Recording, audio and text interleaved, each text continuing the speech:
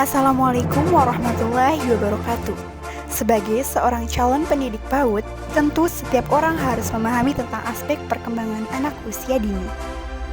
Sebelumnya, perkenalkan saya Afina Rosmalia sebagai mahasiswa Universitas Mataram dengan nomor NIM E1F02001. Ada 5 aspek perkembangan anak usia dini. Yang pertama ada perkembangan kognitif, yang kedua ada perkembangan fisik motorik, yang ketiga ada perkembangan bahasa, yang keempat ada perkembangan sosial emosional, dan yang kelima ada perkembangan seni. Nah, untuk memahami 5 aspek perkembangan ini, simak videonya sampai akhir yuk. Pertama ada perkembangan kognitif. Apa sih perkembangan kognitif itu? Perkembangan kognitif adalah suatu proses berpikir, yaitu kemampuan individu untuk menghubungkan, menilai, dan mempertimbangkan suatu kejadian atau peristiwa. Kognitif berhubungan dengan inteligensi atau kecerdasan. Beberapa ahli psikologi yang berkecimpung dalam kehidupan pendidikan mendefinisikan intelektual atau kognitif dengan berbagai peristilahan. Ada Teman mendefinisikan bahwa kognitif adalah kemampuan untuk berpikir secara abstrak. Colvin mendefinisikan bahwa kognitif adalah kemampuan untuk menyesuaikan diri dengan lingkungan. Herman mendefinisikan bahwa kognitif adalah intelektual ditambah dengan pengetahuan. Hun mendefinisikan bahwa kognitif adalah teknik untuk memperoleh informasi yang disediakan oleh indera. Berikut, ini ada macam-macam metode yang dapat digunakan untuk mengembangkan kognitif pada anak. Yang pertama ada bermain. Bermain merupakan bermacam bentuk kegiatan yang memberikan kepuasan pada diri anak yang bersifat non-serius, lentur dan bahan mainan terkandung dalam kegiatan dan yang secara imajinatif ditransformasi sepadan dengan dunia orang dewasa. Bermain mempunyai makna penting bagi pertumbuhan kognitif anak. Yang kedua ada metode pemberian tugas. Metode ini adalah metode yang memberikan kesempatan kepada anak melakukan tugas berdasarkan petunjuk langsung dari guru. Apa yang harus dikerjakan sehingga anak dapat memahami tugasnya secara nyata agar dapat dilaksanakan secara tuntas. Ini dilakukan untuk mendapatkan kemampuan memecahkan masalah dan untuk mengembangkan kemampuan mengingat pada anak. Yang ketiga ada metode demonstrasi. Metode demonstrasi dapat dipergunakan untuk memenuhi 2 fungsi. Yang pertama dapat digunakan untuk memberikan ilustrasi dalam menjelaskan informasi kepada anak. Melalui metode ini, kegiatan menjadikan lebih menarik karena mereka dapat melihat langsung bagaimana suatu proses berlangsung. Kedua, metode demonstrasi dapat membantu meningkatkan daya pikir anak, terutama daya pikir dalam meningkatkan kemampuan mengenal, mengingat, berpikir konvergen, dan berpikir evaluatif. Yang keempat ada metode tanya-jawab. Metode ini mengandung manfaat belajar, yaitu mewujudkan kemampuan berbahasa secara reseptif dan ekspresif. Yang kelima ada percobaan dan eksperimen. Melalui metode ini, anak dapat menemukan sesuatu berdasarkan pengalamannya. Yang keenam ada karya wisata. Metode karya wisata ini yaitu kunjungan secara langsung ke objek-objek di sekitar anak sesuai dengan tujuan yang ingin dicapai. Anak diberikan kesempatan seluas-luasnya untuk meneliti objek tersebut. Diharapkan melalui metode ini anak menentukan pengalaman baru berdasarkan pengamatan langsung. Dan yang terakhir ada metode dramatisasi. Metode dramatisasi adalah cara memahami sesuatu melalui peran-peran yang dilakukan oleh tokoh atau benda-benda di sekitar anak sehingga anak dapat memahami sesuatu sambil berimajinasi. Untuk memahami lebih dalam cara atau metode yang digunakan, yuk kita simak video berikut. Warnanya? Apa warnanya Kak? Warnanya apa? Ungu. Hebat. Biru. Merah. Hijau, Wah. kuning, Oke. Jingga. Oke, tepuk tangan dulu dong. Ini sama tidak? tidak, Sama ini sama tidak? tidak, Sama ini sama tidak? tidak, Sama ini sama tidak? sama, Sama apa ini namanya? Tomat. Sekarang Ajam buat tomat, Oh iya, Nah, ajam yang tebal. Kita lanjut ke pembahasan kedua, yaitu perkembangan fisik motorik. Motorik adalah semua gerakan yang mungkin dapatkan oleh seluruh tubuh, sedangkan perkembangan motorik dapat disebut sebagai perkembangan dari unsur kematangan dan pengendalian gerak tubuh. Maka setiap gerakan yang dilakukan anak sesederhana apapun itu sudah termasuk fisik motorik. Gerakan itu pun sebenarnya merupakan hasil pola interaksi yang kompleks dari berbagai bagian dan sistem dalam tubuh yang dikontrol otak.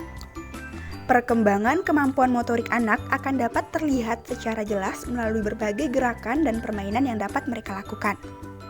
Perkembangan motorik anak terbagi menjadi dua bagian, yaitu gerakan motorik kasar dan gerakan motorik halus.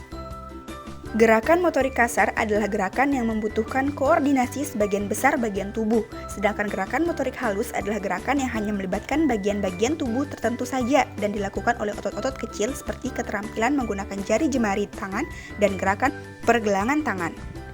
Kedua macam gerakan ini sangat diperlukan anak di kemudian hari. Ada beberapa kegiatan yang dapat mengembangkan gerakan motorik anak. Yang pertama ada aktivitas berjalan di atas papan. Ada olahraga, seperti melompat tali, renang, sepak bola, bulu tangkis, senam, dan bersepeda. Ada menari atau bermain drama. Itu untuk motorik kasarnya. Sedangkan untuk motorik halus, anak-anak dapat melakukan kegiatan menulis, meremas kertas, dan menggerakkan jari. Yuk kita simak video berikut untuk mengenali seperti apa sih dan bagaimana sih cara perkembangan fisik motorik anak. Iya terus. Oke, satu sekarang. Oke, terus satu gini dong.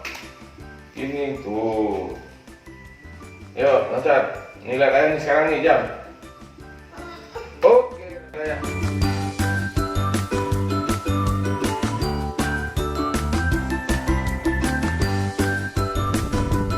Nah, kegiatan-kegiatan tersebut selain menyenangkan untuk anak-anak juga dapat melatih rasa percaya diri pada anak. Kemudian yang ketiga ada perkembangan bahasa. Pada manusia, bahasa merupakan suatu sistem simbol untuk berkomunikasi dengan orang lain meliputi daya cipta dan sistem aturan. Dengan daya cipta tersebut, manusia dapat menciptakan berbagai macam kalimat yang bermakna dengan menggunakan seperangkat kata atau aturan yang terbatas. Dengan demikian, bahasa pada manusia merupakan upaya kreatif yang tidak pernah berhenti. Peran bahasa yang demikian besar memungkinkan manusia dapat berinteraksi, menyelesaikan masalah, dan membuat maupun meneruskan budayaan. Menurut beberapa ahli bahwa bahasa mencangkup cara untuk berkomunikasi di mana pikiran dan perasaan individu dinyatakan dalam bentuk lambang atau simbol seperti lisan, tulisan, isyarat, bilangan, lukisan maupun mimik yang digunakan untuk mengungkapkan sesuatu. Bahasa sebagai fungsi dari komunikasi memungkinkan dua individu atau lebih mengekspresikan berbagai ide, arti, perasaan, dan pengalaman. Berikut ini ada macam-macam metode yang dapat digunakan untuk mengembangkan bahasa pada anak. Yang pertama ada mendengarkan cerita, bersyair, menyanyikan beberapa lagu anak, menjawab beberapa pertanyaan, menceritakan sesuatu yang dilihat anak, mengikuti beberapa perintah, menyebutkan posisi, dan lain sebagainya. Yuk kita saksikan video berikut. Apa ini? Alif, ba, ta, Fa, ba,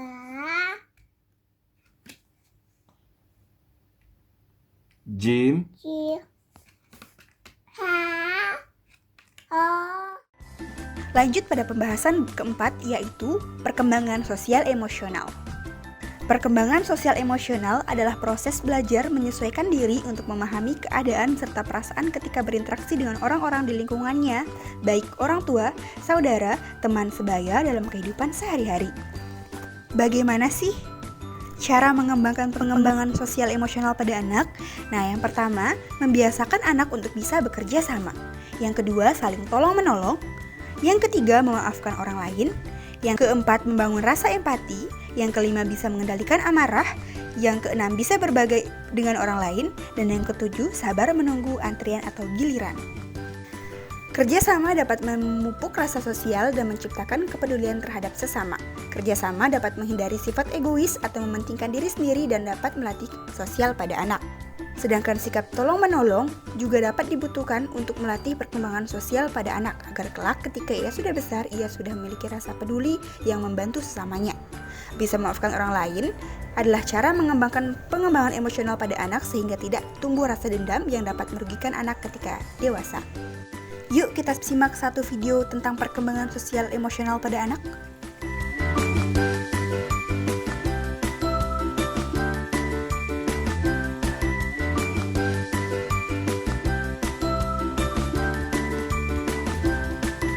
Kemudian, pembahasan yang terakhir adalah perkembangan seni pada anak. Aspek perkembangan seni merupakan salah satu aspek yang perlu dikembangkan pada anak usia dini. Mendidik anak melalui seni bukan hanya untuk anak yang berbakat saja, melainkan seni untuk mengembangkan potensi diri dan beraspek pengetahuan, keterampilan dasar seni dan sikap yang berkaitan dengan kemampuan kepekaan rasa seni dan keindahan serta mengembangkan kreativitas. Berikut beberapa upaya untuk mengembangkan perkembangan seni pada anak. Perkembangan seni pada anak usia dini merupakan akibat langsung dari perkembangan-perkembangan yang terjadi dalam bidang fisik, kognitif, psikososial, bahasa, dan komunikasi. Anak usia dini ditinjau dari bidang seni telah dapat mengekspresikan seni melalui berbagai kegiatan atau aktivitas seni seperti menggambar, merajut, merancang, musik, tari, dan sudah dapat menghargai dan menghayati karya seninya. Yuk kita saksikan videonya.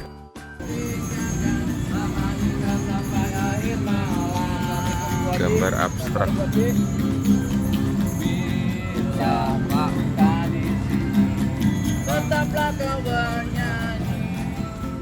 Nah, itu tadi pembahasan singkat tentang 5 aspek perkembangan anak usia dini. Terima kasih telah menyaksikan video pembelajaran saya. Semoga bermanfaat.